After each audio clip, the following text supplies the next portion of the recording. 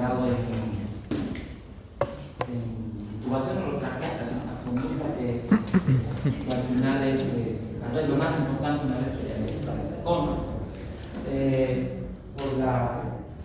por el hecho de que representa el prevenir una eventual infección, prevenir las complicaciones que pueden traer y que no podamos, que el paciente no tenga una forma de respirar de manera eficiente en relación a los volúmenes, que en algún momento pierda los reflejos, y eso repercute en aún más daño, especialmente por la hipoxia, la acidosis, la apnea, se requiere CO2, o incluso aún más en algunas comorbilidades asociadas con la broncoaspiración, que podrían empeorar más el desenlace de estos pacientes. Si siempre la intubación es la conducta tal vez más difícil de decidir, pero es la más importante. Ahora vamos a hablar del deterioro rostrocaudal. Es la progresión que identificamos una vez que, o debemos identificar si se presenta, una vez que diagnosticamos a un paciente que está en coma.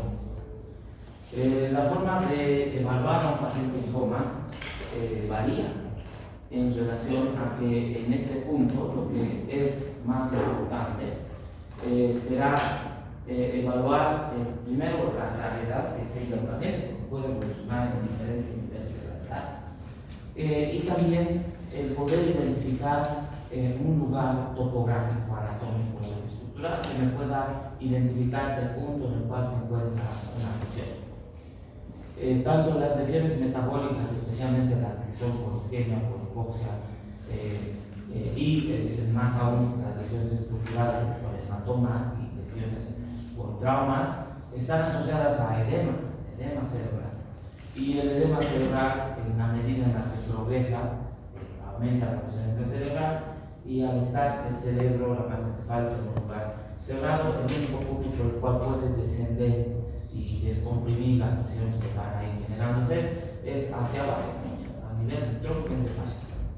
Entonces, es importante que una vez que diagnosticamos la coma, identifiquemos qué puede ir empeorando, qué tan grave puede estar, y también podamos tener una idea de cuál es el nivel estructural o anatómico en el cual se encuentra una lesión, porque al final lo peor que puede ocurrir es que este paciente llegue a lo que es la muerte encefálica, que representaría en un lugar topográfico específicamente a nivel del bulbo raquídeo, que progresa hasta el nivel vulvar, en el cual nos va a dar el diagnóstico de muerte cerebral. Por tanto, el examen neurológico básico vamos a tener primero que valorar el nivel de conciencia, que vendría a ser específicamente el Glasgow. El único inconveniente es que cuando los pacientes ya están ventilados, o están intubados, o están sedados, no vamos a poder valorar su Glasgow. Pero si es que no reciben intubación, podemos todavía evaluar si el Glasgow va a ir progresando de 8, puede ir disminuyendo hasta llegar a un Glasgow de 3, que sería el peor de los casos. Luego vemos las pupilas, y las pupilas vamos a ver desde la posición primaria de la mirada, dónde está dirigiendo la mirada, que ya habíamos dicho el día de ayer que en algunos casos nos ayuda a diferenciar las causas si son estructurales o si son metabólicas. Y también vamos a ver los pares craneales en tercer lugar. Los pares craneales empezaremos desde el más sencillo, que es el fotomotor, y en la medida en la que sea necesario también tendremos que ver los otros pares craneales, el patrón respiratorio, cómo respira el paciente y la respuesta motora que el paciente puede presentar. Durante estos momentos en los que valoramos al paciente, estos pacientes pueden ir empeorando, a haber un deterioro de arriba hacia abajo, rostro caudal, que al final como desenlace tiene el compromiso vulvar, bulbo raquídeo, y va a ocasionar en lo que es la muerte encefálica. En ese camino en el que nosotros tenemos que ir evaluando a estos pacientes, tenemos que ir viendo cada una de estas valoraciones para ver en qué punto, en qué nivel se encuentra la lesión que el paciente pueda presentar. Nos van a dar una idea de cuál es el punto o nivel de la lesión que pueda presentar el paciente. Dentro de lo que son las lesiones que comúnmente van a ocasionar este deterioro rostrocaudal, hemos dicho que son las que están asociadas a aumento, a ocupar un espacio, ¿no? Hematoma, algo que esté ocupando un espacio dentro del cráneo y ocasione un aumento de presión y desvíe o que pueda desviar estructuras del sistema nervioso central, el edema cerebral también. Este tipo de lesiones que están produciéndose, aumentando la presión dentro del cerebro, se denominan hernias, las herniaciones, las hernias cerebrales, y existen diferentes tipos. En su página aquí creo que tenemos una diapositiva de hernias. Aquí una subcalcina, tenemos esta hernia del uncus, las del cíngulo, pero de las que más nos van a interesar a evaluar van a ser las hernias uncales y las hernias centrales. La hernia central, como su nombre lo dice, es un aumento de presión que se produce en el tronco encefálico de manera simétrica a nivel central. Y la del uncus es un aumento de presión, pero que el predominio es en una cara lateral del tronco encefálico. Cada una de estas hernias tienen ciertas particularidades. La del uncus es algo que ya hemos visto, que vendría a ser una característica de la pupila, que es la compresión del tercer par craneal y que esa pupila se dilate más. Esa es una característica propia de una hernia uncal, que haya algo que comprime y que desvíe parte del lóbulo temporal del uncus y que ocasione que desvíe hacia abajo y comprima y desplaza el tronco encefálico. Mientras que las hernias centrales se producen de manera simétrica. La diferencia que existe entre la hernia central y la uncal, aparte de las pupilas, porque la hernia uncal va a iniciar con una anisocoria que eventualmente va a ir cambiando hacia una midriasis, en las hernias centrales el cambio pupilar inicial son pupilas mióticas, pero que son fotorreactivas. Otra característica más en relación a la hernia central y a la del uncus es que la hernia central, cuando la hernia del uncus, ustedes pueden ver a un paciente con anisocoria, pero que pueda estar manteniendo un estado neurológico que, si bien no es normal, pero que todavía no está entrando en coma. Entonces, el deterioro del estado de conciencia es mucho más lento y progresivo en la hernia del uncus. Entonces, muchas veces van a ver un pacientito que llega con 13, desorientado, y bueno, le hacen sentar y está muy atontado, revisan sus pupilas, y una pupila más grande que la otra, el deterioro del estado de conciencia es más lento y progresivo. Lo que lo diferencia de la hernia de central, el compromiso va a ser diencefálico, rápido, y eso va a ocasionar que el estado de conciencia se deteriore rápidamente. Entonces va a entrar más rápido el paciente en coma, y con esa característica de las pupilas, que igual de ser mióticas al inicio y fotorreactivas, eventualmente se van a volver más midriáticas.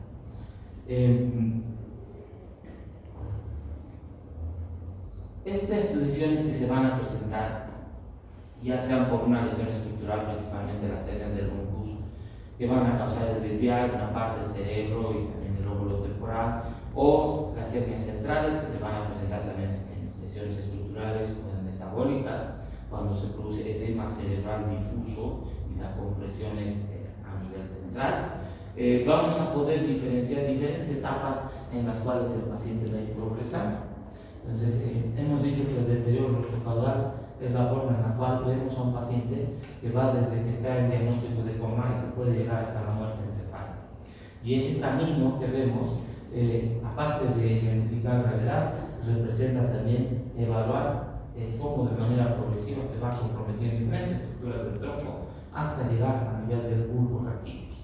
Entonces tenemos una primera etapa que es la diencefálica.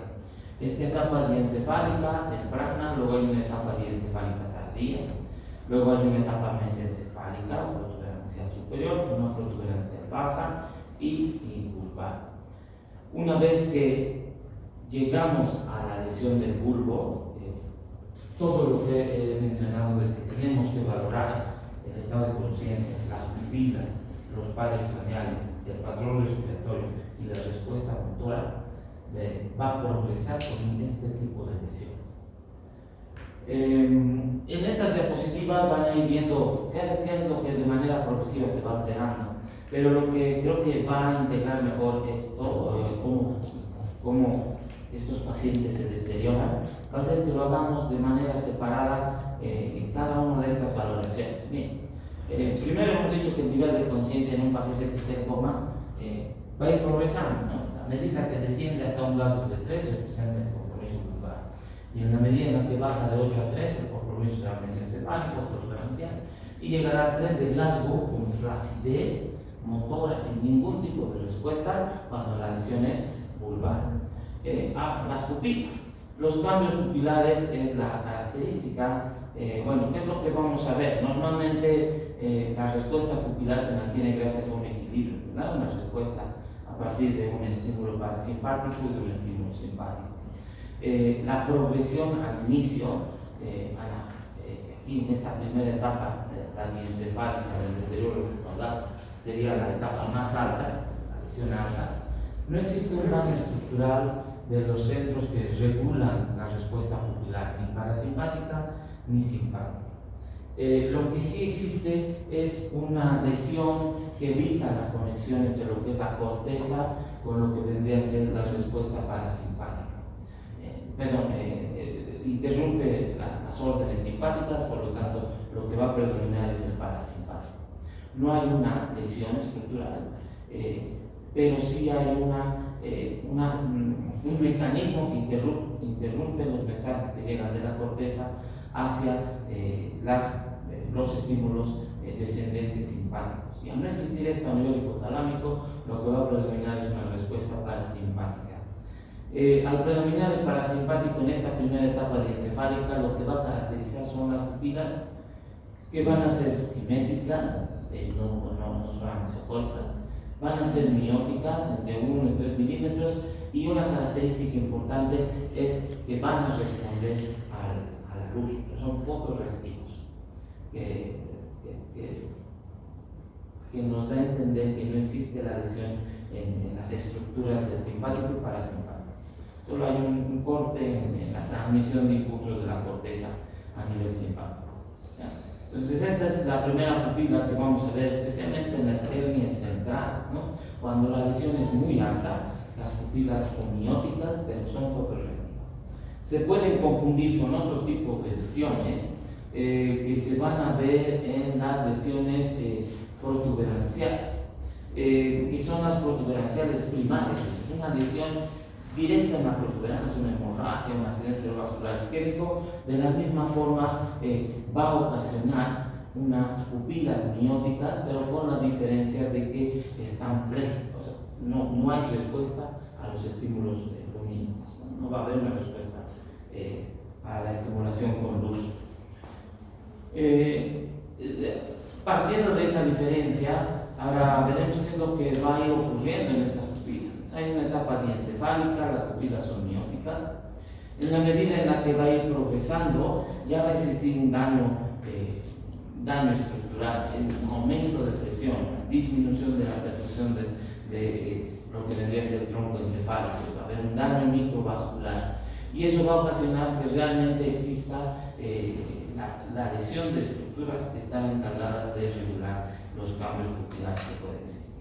En el caso de la hernia oncal, ya saben que el desviar o el comprimir el tercer par craneal principalmente va a afectar a la tercer par, a la parte más periférica, en la cual están los estímulos de tipo parasimpático, y va a ocasionar que predomine el estímulo simpático que le viene del nivel cervical, y eso va a ocasionar que se produzca la midriasis solo de un lado, en el lado en el cual se está produciendo la compresión de ese tercer par craneal, ¿no? Va a haber anisocoria en estos pacientes. En la medida en la que este paciente con anisocoria progresa, va a llegar a estos estadios. Primero es un estadio, es una pupila lenta, es fotorreactiva, va a ser midriática, la otra va a ser más pequeña, va a haber edema de papila y eventualmente la midriasis es mayor y hay ptosis palpebral, parálisis del párpado. Entonces vendría a ser en nuestras hernias un caso. Ahora, si continuamos con estas hernias centrales, que son las que están comprimiendo el tronco de manera simétrica, y lo primero que están afectando es el diencéfalo, hemos dicho que las pupilas que van a predominar son de tipo miónicas, que se diferencian porque son reactivas. Van a responder al estímulo lumínico y no hay una lesión estructural en los centros que regulan la respuesta ni parasimpática ni simpática. En la medida en la que esta lesión progresa, va a ir comprometiéndose estos cambios pupilares y van a ir con la tendencia hacia la midriasis. En la medida en la que la lesión desciende, las pupilas van a ir dilatándose ya por el compromiso estructural de estos centros que regulan la dilatación de las pupilas. Entonces, el primero que se va a afectar es el del parasimpático, por tanto, la tendencia va a ser del simpático, una respuesta midriática progresiva desde unas pupilas intermedias hasta que a nivel vulvar las pupilas se van a volver completamente midriáticas y al final, cuando a nivel vulvar se compromete el estímulo simpático de las pupilas, que era lo que mantenía dilatado, va a adoptar una pupila intermedia que va a ser la etapa final de un paciente intermedias o dilatadas, que va a ser la etapa final de un paciente en muerte encefálica. Entonces, ¿cómo progresan nuestras pupilas? En una medida en la que se va lesionando, ¿cómo tenemos en el paciente con miosis? Si es una hernia central, la de miosis que responde a la luz. Y si es una miosis que no responde a la luz, la lesión puede ser directamente a nivel de la protuberancia, que es la cervical. Si no es así, las hernias centrales producen miosis. Las hernias centrales anisocoria, que vaya dilatándose hasta que se produzca tosis control. Una vez que la hernia central produce miosis con reactividad a la luz, o la uncal de la lateral produce anisocoria, al final van a converger los dos y van a ir bajando, comprometiendo la protuberancia, el bulbo, y la tendencia de esas pupilas son para... Aquí se van a ver esas pupilas. Cuando alguien se muere, ¿cómo están sus pupilas? Dilatadas. Entonces este paciente se va a morir. ¿Cómo va a ir? ¿A qué va a ir tendiendo sus pupilas? Midriática. A la midriasis. Que va a ir pasando desde un aumento de las pupilas que van a ser intermedias, poco a poco se van a volver muy dilatadas. Y al final, cuando es vulvar, pueden retornar a ser unas pupilas intermedias, porque en ese punto ya se pierde el estímulo parasimpático, que es el primero que se ha perdido, y por eso había midriasis. Y cuando llega a nivel vulvar, se va a perder el estímulo simpático más, y lo que va a mantener solo es la tonicidad del iris. Van a mantener unas pupilas intermedias como la respuesta del tono que tiene el iris para mantener la apertura de las pupilas. Al final, entonces, cuando sospechamos que hay muerte cerebral con un paciente que esté, cuando vemos las pupilas, ¿cuándo vamos a decir que hay muerte cerebral? Cuando estén dilatadas. Bueno, una progresión hacia dilatadas. Esa va a ser uno. Entonces, cuando hemos dicho un paciente que hay una muerte encefálica en relación al rasgo, ¿cuánto es? 3. Y en relación a las pupilas, Dilatadas. midriáticas. Esta parte de las pupilas es muy importante porque es algo que generalmente se valora rápidamente. Cada vez cuando llega algún paciente de algún lado, lo primero que uno ve son sus pupilas. Porque queremos ver si hay anisocoria, o si hay cambios pupilares que nos digan que ese paciente ya está deteriorando y puede ser que tal vez ya esté muerte encefálica si lo vemos con pupilas muy dilatadas. Entonces, eso sería en relación a los cambios pupilares. Una vez que hemos visto, aquí también resume eso, ¿no? Mire, aquí está la encefálica, la lesión son mióticas y son fotorreactivas. La única que tal vez la confunde es la de protuberancia, que también son mióticas, pero no van a ser reactivas. Y a partir de ahí, ¿dónde está nuestra mesocoria? Que es esta es hernia central, esta es hernia de Luncus, y en la medida en la que progresa, miren, se va a intermedias y al final a nivel vulvar se va a dilatar y las pupilas ya no son reactivas a la luz y están con pupilas dilatadas y va a ser muerte encefálica. Está mal, ¿no? Pasó un respiratorio.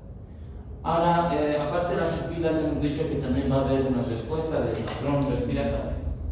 ¿Qué es lo que existe en un paciente en coma? En diferentes patrones de respiración. que reflejan también cómo el paciente está progresando. Si bien las pupilas ahora nos podían decir qué tan grave puede estar un paciente, también el cómo respira estos pacientes nos van a reflejar qué tan grave está y en qué lugar puede ser la lesión, o en qué lugar está ahora la lesión en un paciente que tal vez sufrió un accidente y estaba con un de coágulo y ahora está empeorando. Los patrones respiratorios que presentan son diferentes. El primero, el que tal vez lo han visto o lo han debido ver en semiología, es este patrón que es el de Cheyne-Stokes, que se ve en qué pacientes. Es insuficiencia cardíaca, ¿no? ¿Quién es? Insuficiencia cardíaca. En insuficiencia cardíaca. Pero por una respuesta diferente, por una disminución del bajo gasto, por un bajo gasto cardíaco y ese bajo gasto cardíaco que producen los quimiorreceptores. En este caso, lo primero que vamos a ver es el Cheyne-Stokes, pero vamos a ver cómo se produce. Y es un patrón de respiración rápido ascendente, luego hay una pausa y luego vuelve a ser un patrón rápido ascendente y hay una pausa. Este primer patrón respiratorio es la etapa inicial de una lesión cerebral, que igual que las pupilas miotónicas y reactivas, nos dan tal vez la garantía o la seguridad de que no hay una lesión estructural que esté progresando, un daño dentro del tronco encefálico, pero el resto de los patrones respiratorios sí van a cambiar. Luego vienen a nivel del mesencéfalo, dice hay una hiperventilación central, que es un tipo de respuesta en la cual ya va a haber los centros respiratorios son varios y todos regulan el ritmo, se estimulan, otros se inhiben, pero en este caso lo que va a predominar es una respuesta respiratoria muy acelerada. Es tan acelerada que tal vez pueda ser la única que pueda disminuir la presión arterial de dióxido de carbono por debajo de los 20 milímetros de mercurio, que ni siquiera los cambios ácidos base podían bajarlo tanto. Entonces es una frecuencia muy intensa, respiran rápido. Y luego tenemos el puente a nivel de la protuberancia en la parte media o inferior, tenemos una respiración amnéstica, apnea. Y luego tenemos en el bulbo raquídeo, en la última porción, la respiración atáxica o también llamada respiración de vida. ¿Qué es lo que según la imagen les ven en las últimas? Porque hacia arriba todavía mantenía cierta regularidad, cierta simetría, ¿no? Hay apnea, se estimulaba un poco, subía, bajaba, apnea, y el otro mantenía frecuencias rápidas, pero eran todavía simétricas, irregulares. Y en la medida en la que va progresando hacia abajo, primero se vuelve muy irregular, es caótica, como se llama táxica, y si ven no garantiza ni volúmenes, no hay frecuencias, hay pausas, lo que al final va a llevarnos hacia la muerte encefálica. En este caso, el patrón respiratorio de la muerte encefálica, ¿qué va a ir?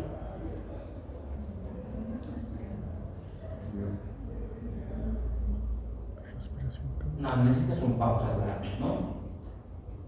Apnea. ¿A qué va a ir al final? Apnea. Vamos a decir muerte cerebral. El patrón respiratorio. ¿Va a seguir respirando? Apnea. ¿Ah? Apnea. Apnea. La apnea. A nivel vulvar, una vez de que está esta respiración atáxica del dio, representa el compromiso neuronal, la lesión de las neuronas que eventualmente van a ir sumándose y van a entrar en necrosis. Y al final, si no existe ningún estímulo, va a ser simplemente acabar. La muerte cerebral entonces se diagnostica con apnea. Pacientes están en apnea. Les retiran del ventilador y nada, no les estimula nada. Si le quitan el ventilador se puede morir en el hospital. Entonces tenemos rasgos de tres pilas que van hacia abajo. Es un patrón respiratorio que puede variar, pero al final va a llegar hacia el lado. Este es cómo la ventilación también se regula, ¿no? La respiración normal está controlada por un sistema de control automático que es metabólico, que está estimulado a nivel del tronco encefálico por los cambios químicos, principalmente los cambios en el dióxido de carbono, que se regula la ventilación de forma automática. Y luego tenemos un sistema de control conductual, que puede ser voluntaria o puede ser involuntaria. En el primer tipo de respiración que vamos a ver, ¿cuál era el que veíamos? Es como las clases de cerebro, es una desregulación química, ¿no? Y es una apnea post-hiperventilación. ¿Esta qué tipo de respiración era? Cíclica, creciendo, decreciendo y apnea. ¿Perdón? Era cíclica, decreciendo, decreciendo y apnea. Sí, ¿esa qué se llamaba? Training stop. La primera que vamos a ver. Hay una pérdida aguda del estímulo tónico de la vejiga, ¿no? Es el estímulo que viene del tronco encefálico. Se empieza en las etapas tempranas del coma. Es una etapa alta, es un patrón encefálico como las pupilas que podrían estar mióticas, pero están reactivas. Y en este caso se va a suprimir esa respuesta, ese estímulo del tronco encefálico, lo que va a ocasionar que predomine la respuesta de los quimiorreceptores. Si hay una respuesta a estos quimiorreceptores, también va a ser una respuesta desmedida. Vamos a ver, hay una respuesta rápida a la retención de CO2, pero además es una respuesta exagerada a la retención de CO2, lo que va a ocasionar frecuencias o ventilaciones muy rápidas. ¿Qué es lo que, si esto se produce, qué es lo que ocasionaría? Entonces, se vuelven muy sensibles al CO2. ¿Qué es lo primero que tendría que causarse? Son muy sensibles al CO2 que empiezan a hiperventilar. Y la respuesta es exagerada, entonces la hiperventilación va a ser sostenida, va a ser rápida y los volúmenes van a ser altos hasta llegar a un punto en que eliminen mucho dióxido de carbono. y en ese caso, ¿qué vamos a hacer? ¿Qué va a hacer el paciente? Alcalosis. Hace alcalosis, ¿no? Hace una hipocapnia severa, hace alcalosis y todavía mantiene una regulación. Y esa regulación, ¿qué es lo que va a... ¿Por qué se produce la apnea entonces? Bajo nivel de dióxido de carbono. ¿Tratando de qué? Eliminando mucho CO2. ¿Y por qué hago apnea luego? ¿Para? ¿De acuerdo? Tengo que volver de nuevo a mi equilibrio. Les he eliminado mucho CO2. El apnea, ¿qué me va a causar el CO2? Que se acumule. Que no se elimine. Que retengan CO2. Deprimimos la Y esta retención de CO2 igual va a ser a ocasionar un nuevo estímulo exagerado y de nuevo vamos a estar en un ciclo en el cual va a aumentar la ventilación y la ventilación va a ser muy exagerada y vamos a volver a tener una eliminación exagerada de CO2 y nuestro organismo va a estar de nuevo en apnea para regular el equilibrio ácido-base que está a nivel central. Esa respiración de chain stop se produce por este tipo de respuestas. Luego teníamos la hiperventilación neurogénica, ¿no? Que es el estímulo en el cual predomina el aumento de la ventilación, lo que va a ocasionar y se produce por un cambio en los astrocitos, ¿no? ¿Qué se llama? Microbios, ¿no? ¿Qué se llaman esos astrocitos, no? Ellos van a empezar a producir bastante lactato como parte o resultado de un daño estructural. Va a existir una disminución del flujo sanguíneo en el tronco encefálico y eso ocasiona de que al no recibir una adecuada perfusión empiecen a producir lactato. Y al producir lactato van a eliminar este exceso a su entorno y van a producir un cambio del pH. Ese cambio del pH es lo que va a producir en nuestra respiración. Incluso sin que nuestro organismo o el organismo de este paciente esté asintótico, el entorno de estas células va a ser muy ácido. ¿Y eso cómo va a estimular a la respiración? ¿Recuerdan que en la acidosis metabólica qué nos hacíamos? Nuestro bicarbonato disminuye para regular ¿qué? Disminuye en la compensa. El dióxido de carbono. ¿Cómo le compensa? Eso significa que en la respiración está hipoventilado. Está aumentando. ¿No? Esa es la respiración de en este caso, si el daño es en el tronco encefálico, aquí hay un daño estructural. Si el entorno alrededor de esta célula es un entorno ácido, el estímulo en el tronco encefálico, ¿a qué va a hacer? Estará bien que empiece a hiperventilar. Sí, pues. ¿Sí? Porque la percepción de su entorno es que está haciendo acidosis. Y la forma en la cual puedes regular el tronco encefálico es hiperventilando, y esa hiperventilación igual va a ser desmedida. A diferencia de la acidosis metabólica, sí puede lograr valores de CO2 muy bajos hasta lograr la alcalosis severa. Esa es la hiperventilación. La segunda etapa ya vendría a ser diencefálica tardía, cerca de la proliferancia. Ya hay un daño estructural, ya hay una compresión que está causando la disminución del flujo sanguíneo y esas células están sufriendo, no tienen buena perfusión, producen ácidos. Donde estaba la parte de producen ácidos, la parte no lactato, libera hidrógeno, protones de su entorno, falsamente existe una sensación de un pH local muy ácido, lo que al final termina estimulando en este núcleo el aumento de la frecuencia respiratoria en estos pacientes. Luego, ¿qué más teníamos? ¿Qué tipo de respiraciones venía hablando? Bueno, va a venir en la medida en la que progresa. Aquí tenemos esta que es en salvas, usted. Luego tenemos esta que es la patrón de Biot, que es a qué nivel estaba establecido. Bulbo. En el bulbo es una respuesta ya desmedida, es una respuesta irregular. Muy bien. También la forma en la que respiramos nos ayuda a identificar dónde está la lesión. ¿Sí? Al inicio podemos ver un pulmón que es muy parecido a la insuficiencia cardíaca. ¿Por qué se producirá entre la insuficiencia cardíaca? Porque aquí era un aumento de la sensibilidad de los primeros receptores centrales que estimulaba y luego bajaba mucho mi CO2 y yo quería compensar y hacía apnea y volvía luego a desencadenar otra vez respiración rápida. En la insuficiencia cardíaca este no debe ser su mecanismo. ¿Por qué será?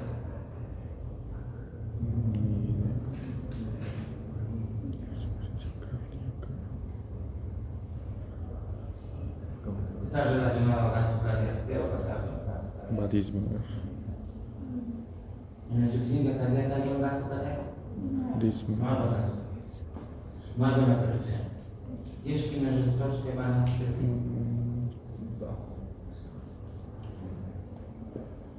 Hay una respuesta retardada en relación al bajo gasto.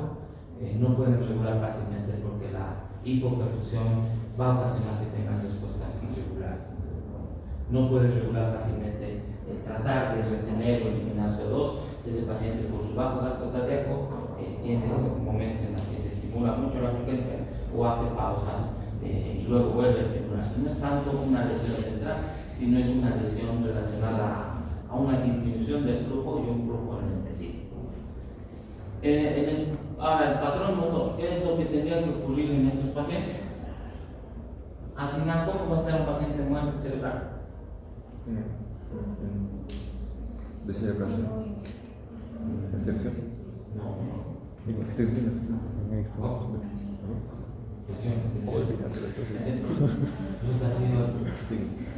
No, pero al final, que se dan cuenta, pide todo. Hace apnea, Rígido. La respuesta motora. Más reflejos. Más tecnología. No. Va a ser flacidez. Que significa que no hay respuesta a los estímulos, ningún tipo de estímulos. Recuerdan que en el rasgo incluso ya te veíamos esto. Por ejemplo, el rasgo, la respuesta motora, ¿cuánto es 5? ¿Cuánto es el valor del rasgo en la respuesta motora? 6. El 6 es obedecer. Obedece. 5. Lo que dice el dolor. Lo localizas. 4. Ya. El 3. Desconstipación. 2. Y el 1. No resp. No, es lo mismo. La forma en que un paciente en relación al patrón motor progresa hacia la muerte encefálica es de la misma forma con esos cambios de la respuesta. Tal vez vean un paciente en coma que cuando le molestan, causa un estímulo doloroso y se trata de detener. Y tal vez a las 3-4 horas de mucho mejor me causado un estímulo doloroso y tal vez ahora solo de asiste bueno. Está empeorando. Sí. Y lo peor que va a llegar es de flácida, no hay respuesta. Entonces, la flacidez y que no exista respuesta motora nos da la idea de que ese paciente puede estar en muerte cerebral. Y la progresión de arriba hacia abajo igual nos puede decir el nivel de la lesión. Aquí está la etapa encefálica, hemisféricos, avisor mesencefálica, protuberancial alta, pica, la parte baja superior cortina, que va a ser la de cerebral, y al final a nivel lumbar va a ser una flacidez. Al inicio, aparte de localizar el dolor, también se da una característica relacionada a un aumento de la hipertonía en estos pacientes. Este mecanismo, vamos a ver bien acá, ¿no? Este mecanismo, es una paratonía se llama, es tal vez la etapa más rápido podemos diagnosticar con un paciente para definir el nivel de la lesión que tiene. Es un aumento en el tono muscular. ¿Cómo podemos ver ese aumento del tono muscular? Cuando vean a un paciente que esté con coma, van a ver que solo aunque ustedes se quieran mover, empieza a tener resistencia al movimiento que ustedes hacen. Y luego lo vuelve a caer. Esa es la paratonía, el aumento del tono, pero ante la exploración que podamos tener. Solo al movilizarlo, vemos que el tono aumenta. Y esa va a ser la primera lesión a nivel encefálico, la lesión más amplia. Y en la medida en la que estas lesiones progresan, va a ir hacia rehabilitación, descerebración, y al último, hasta llegar a la flacidez total, que va a ser a nivel del bulbo raquídeo, en el cual simplemente no va a existir ningún tipo de respuesta. Hay en algunos casos una respuesta medular que se produce cuando se mueve o se realiza la flexión cervical, que es el tratar de elevar los miembros superiores hasta la región cervical, ese movimiento en este movimiento. Y eso se llama el signo de, ¿alguien lo ha escuchado? Está en la Biblia. Lázaro. La verdad que nunca he visto, pero si buscan en internet hay videos donde se puede ver. Pacientes con muerte cerebral, al tener esa flexión cervical, pueden tener ese movimiento ancestral, de tratar de llegar a la parte central y localizar. Pero es ya una respuesta enteramente medular. La respuesta motora también va a ir hacia la. ¿Hacia qué va la respuesta motora? Nos quedaría los últimos que hemos visto: patrón respiratorio, motor, Glasgow, pupilas.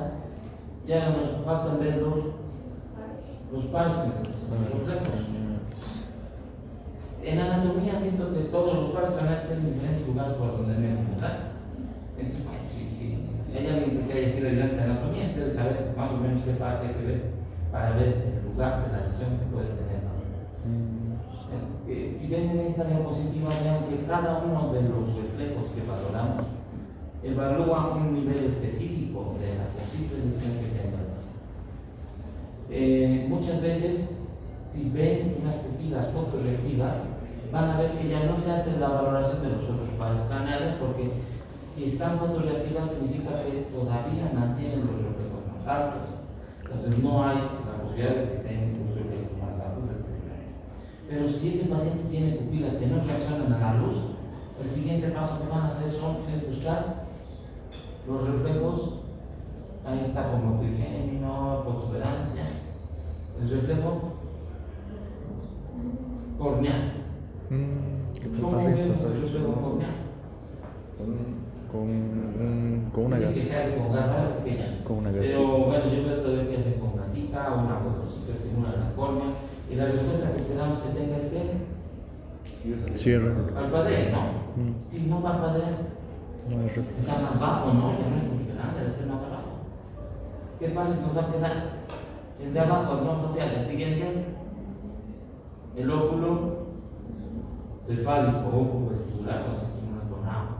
El óculo cefálico también se llama ojos de muñeca. ¿Y cómo se ve esos ojos de muñeca? Normalmente cuando nosotros movemos la mirada hacia un lado, movemos la cabeza a un lado, ¿dónde queda nuestra mirada? Al menos trata de mantenerse centrado. Y en una muñeca, no, una mirada de. Entonces, el óculo cefálico, cuando todavía hay ese óculo cefálico, representa ese movimiento que hacemos y que tratamos de mantener la mirada siempre a nivel central. Si esto se pierde, óculo cefálico negativo, entonces, ¿qué es lo que nos va a faltar ver? Pares más bajos, ¿no? ¿Cuál va a ser el siguiente? Ahí está uno que es el que dice fa, ringio, y el otro el tusito. ¿Qué nivel valora estos pares cardiales? A nivel vulvar. La mayoría de todos los pacientes deben estar intubados. La forma en la que tal vez vean que producen este reflejo es moviendo y traccionando el tubo endotelial. Una persona que esté intubada, por mucho que esté sedada, ustedes se mueven por neumocartonadores, así, y le va a causar sexo, ¿me entienden? En estos pacientes, si no hay un reflejo de oxígeno, ¿cómo va a haber? No va a haber ningún tipo de respuesta. Claramente tú, que lo vamos a mover, no hay ninguna respuesta. Si es que todos estos reflejos se han perdido, ¿dónde estamos? ¿Dónde está el nivel de la lesión? Con los pares cardiales podemos saber dónde está la lesión. Si mantiene corneal todavía, ¿dónde estaría la lesión? Todavía hay corneal, pero ha perdido como todo. Todavía corneal a nivel del No hay corneal, pero todavía hay faringe. Ese paciente con meningitis todavía tenía faringe hasta el final. No viene el tubo, así, trataba de resistir, ¿dónde está? Porque los demás ya no habían. A nivel del puente. En el Puente. en el bulbo raquídeo. ¿Cómo llegamos al diagnóstico de muerte cerebral con los pares craneales? Sí.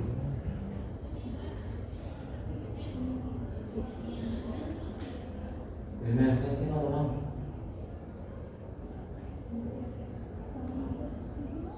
Todos los pares craneales se deben perder, ¿verdad? Y tenemos que ir progresivamente valorando cada uno de estos, porque en la medida en la que voy descendiendo voy viendo el nivel. Si hay todavía fotomotor, puedo seguir valorando corneal, oculocefálico, faríngeo. Si hay fotomotor, no, está bien, hay un problema. Si ese se pierde, va a ser el corneal, y si ese se pierde, va a ser el oculocefálico, faríngeo, y ahí me quedará la lesión de los pares cardiales anátomos.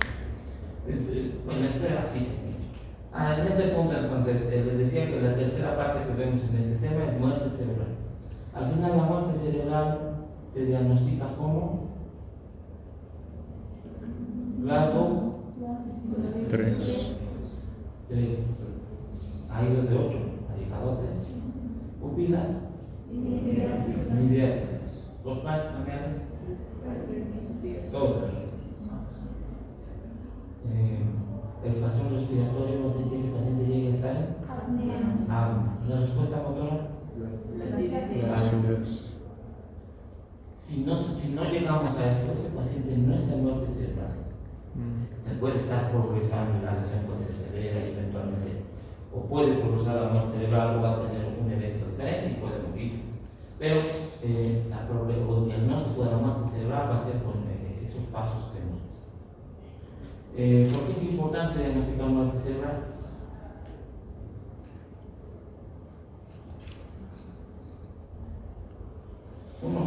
Algo que he visto es el apoyo a la familia, ¿no? Porque hay que prepararnos.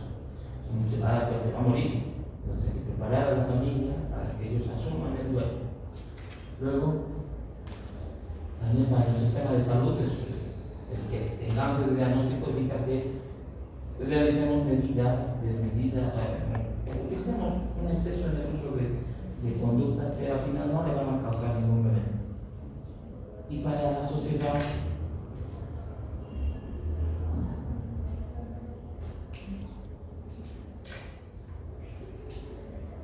de que esta persona puede, o este paciente puede donar órganos.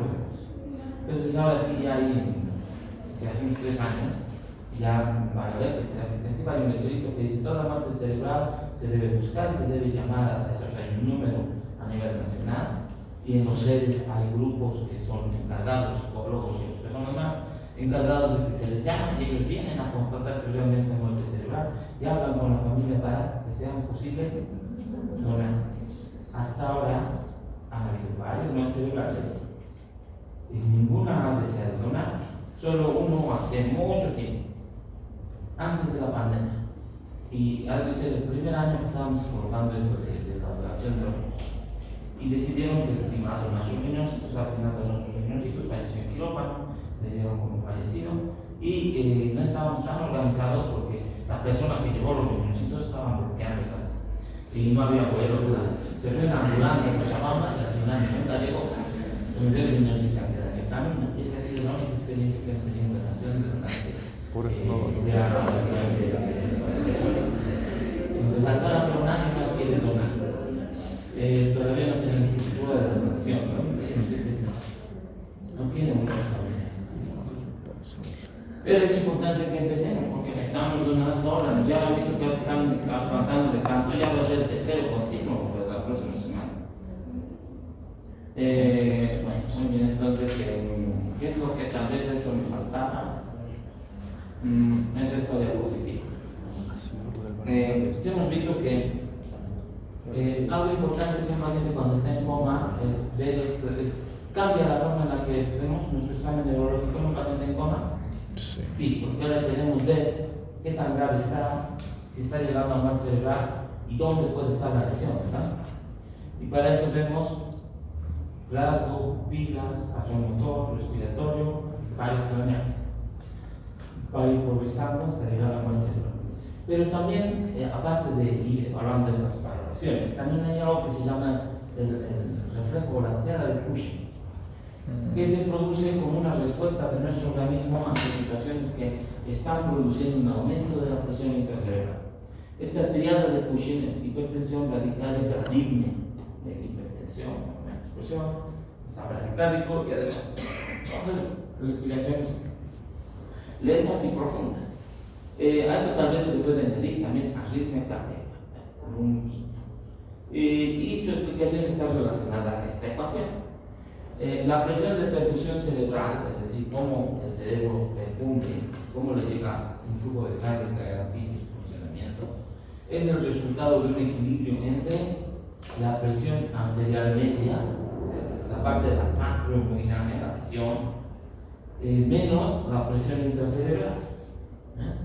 ¿Cuánto de presión intracerebral tenemos en una estructura que está cerebral?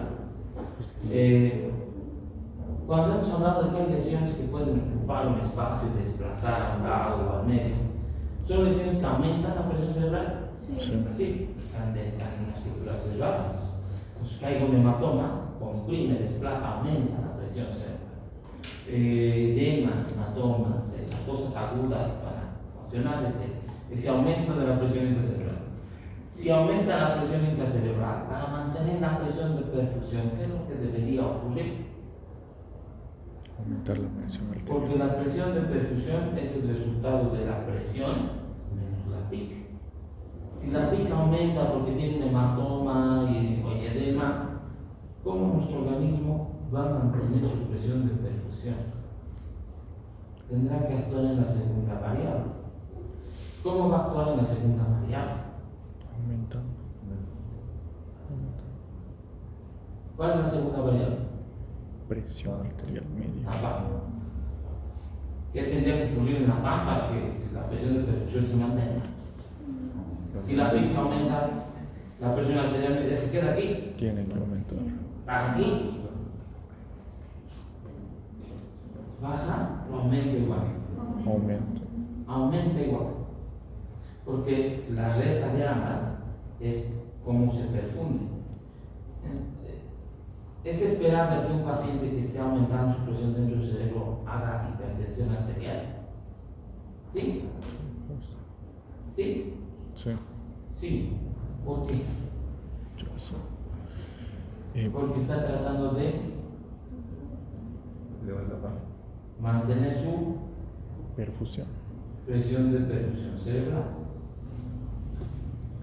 Me acuerdo que antes, porque todavía esto ocurre, es que cuando alguien sufre una embolia y lo primero que hacen es tomar su presión, ¿verdad? Y toma su presión 150, 100, 160, 100. Por la presión le ha dado embolia. ¿Puede ser eso? ¿O es la respuesta de nuestro organismo? Cuando no supera valores muy altos, por encima de 180, normalmente es la respuesta de nuestro organismo. Entonces no es que la hipertensión le ha hecho dar embolia, sino tal vez simplemente con un coágulo y ahora su presión ha aumentado para mantener su presión de perfusión. Pero lo peor que, ahora no sé, ya no veo que se hace, pero antes se hacía esto, cuando venían de la provincia, decían, le ha dado una embolia, su presión se ha subido y le hemos dado ya su antihipertensivo. ¿Qué es lo que va a pasar?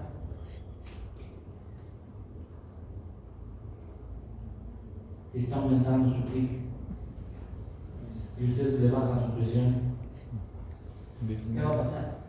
Disminuye la perfusión. ¿Sí? Disminuye la perfusión. Va a disminuir su presión de perfusión. ¿Le va a causar más daño? Sí. Es un evento agudo, se trata su hipertensión arterial. No. Incluso en los hemorrágicos, embolias de hemorragia que se han producido por hipertensión, se mantienen valores por encima, no más de 160, pero los mantenemos hipertensos.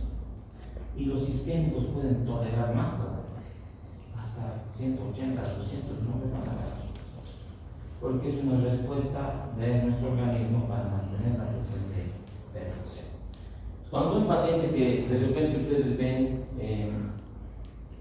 sí, está en coma, y bueno, de repente le están trasladando y ven de repente que en el monitor su presión se ha disparado y ahora está haciendo bradicardia. Primero, ¿por qué está aumentando su presión así de golpe? Les asusta. ¿Por qué su organismo estará aumentando su presión rápidamente? Para tratar de evitar que la presión llegue al colapso. ¿qué creen que está pasando? Era un paciente con anisocoria. Lo están trayendo de la provincia, es un accidente de 3 meses que van a ahí. Lo están trayendo, estaba anisocórico y de repente ahora su presión se ha aumentado. ¿Qué está pasando? En su cerebro, ¿qué estaría pasando? Su anisocoria además está aumentando también. Está causando o hay un aumento de la presión intracerebral. El mismo hecho de que la PIC aumente en los eventos agudos también altera los centros respiratorios, el centro cardiovascular y además produce bradicardia y bradicardia. Esta triada de Cushing es importante porque van a ver cuando un paciente está monitorizando en terapia de emergencia, siempre pasa que cuando ves que está bradicardia ya te queda ese miedo de que esté haciendo un aumento de la presión intracerebral. Porque no podemos medir eso todavía de manera constante. O que de repente nos digan su presión ha empezado a subir estas últimas horas y ahora su frecuencia está en 60. ¿Qué tendremos que hacer en ese paciente para ver si está aumentando su presión? Lo único que tenemos para poder ver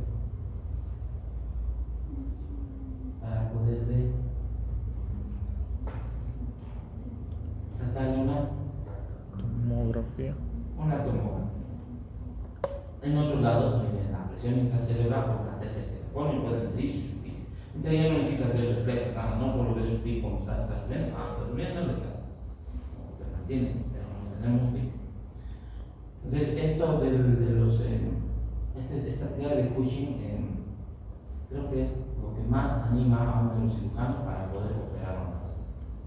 Porque sí, van a haber hematomas que están con dicen, vamos a esperar, es un traparenquimatoso, no nos vamos a operar.